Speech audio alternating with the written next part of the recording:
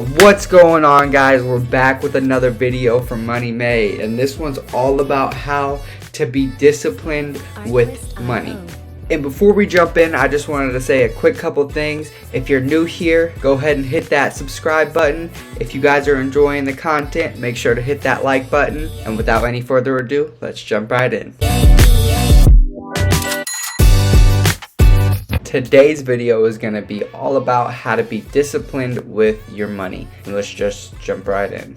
So the first thing I want to touch on is enjoying the process and the destination. A lot of people say it's not about the destination, it's about the journey. Well, in this case, it's both. So in an ideal world where you are building wealth and you're very money disciplined, your destination should be your incentive for your journey. But nevertheless, your journey is just as important as your destination, because the journey is where you become you. The journey is where you develop your habits, your beliefs, your ideals. It's really where you become you. And so that's why I want to emphasize just how important the process and the destination are. Moving on to the next one is gonna be your personal budget. To be disciplined and to build wealth, you are going to have a personal budget, and whenever you are budgeting, you are going to need self-discipline. Self-discipline is a very important aspect in all roles of life, and especially when you are trying to be disciplined with money, you should discipline yourself as well. Now, when you're looking at a personal budget, you're going to be looking at a couple things.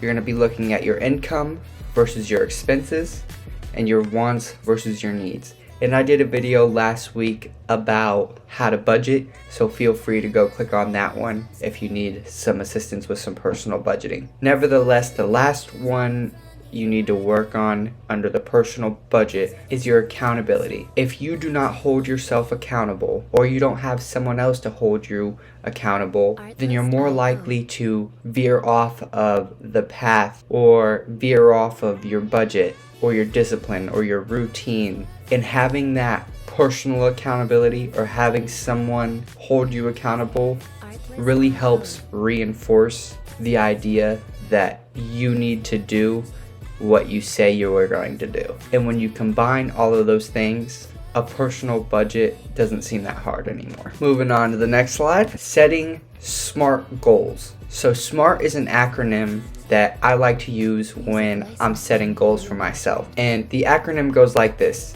S stands for specific, M stands for measurable, A achievable, R relevant, T time bound. Your SMART goals need to be specific, narrow goals that you can achieve. Nothing too broad like change the world or write a book. The next letter we're looking at in our acronym is M, measurable. You have to have your goals measurable. You need numbers, you need data, you need to keep track of the progress that you are making. It is so vital to see how far you've come from where you've been. The next letter we're looking at in our acronym is A, achievable. It has to be something within your capability. So you can't just set a goal to walk on the moon. Now, I know some of you may be capable to go and walk on the moon eventually after years of studying and becoming an astronaut, but the majority of us are not going to be capable of doing that. So when setting a SMART goal, it has to be something that's within your capability. And the next letter that we're looking at in our acronym is R, relevant. It has to align with your values and your goals for the future. You could have goals right now that you want to do, but if it's completely opposite of what your future goals are, then you're contradicting and kind of working backwards. So you really want to make sure that it's relevant to your future and your values. The next letter we'll be looking at in our acronym is T, time bound. You have to set a deadline. You can't just say I'm gonna build a shed and then never build it ever, and then continually say it's a goal of yours to build it, but there's no deadline to it. There's no urgency. So setting that deadline gives you a sense of urgency that it needs to be done. Moving on to the next one. I'm a real big believer in vision boards. You really have to bring your goals to life when you are trying to be disciplined with your money.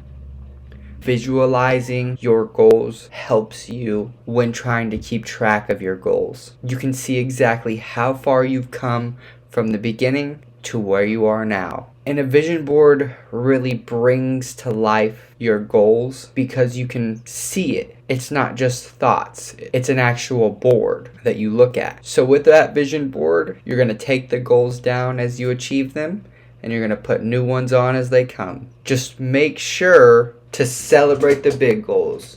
You know, that's the parties and hanging out with your loved ones or going to dinner or just anything in the entire world. But be sure to really celebrate those, because even though it may not seem like a lot, you have done a lot and you deserve praise for hitting those goals. So go you. All right, I think that's gonna do it for us. If you guys have any questions, comments, concerns, let me know down in the comment section. Don't forget to hit the like button and subscribe, and I will see y'all later.